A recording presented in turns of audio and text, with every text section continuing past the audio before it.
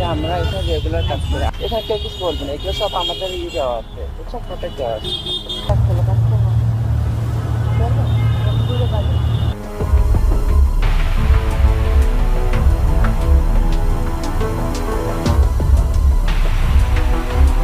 অপরাধ যেন রাজধানীর প্রতিটি শিরায় শিরায় পৌঁছে গেছে। এমন কোনো অপরাধ রাজধানীতে নেই যেগুলো লোকচক্ষুর অন্তরালে ঘটছে। রাজধানীর প্রতিটি গলি সড়ক পরিণত হয়েছে অপরাধের স্বর্গরাজ্যে। চুরি, ছিনতাই, মাদক থেকে শুরু করে পতিতাবৃত্তি, প্রকাশ্যে এসব অপরাধ যেন উৎসবের আমেজে হাজির হয়েছে রাজধানীবাসীর সামনে। আজ এমনই এক অপরাধের তথ্য উঠে এসেছে আমাদের এই প্রতিবেদনে।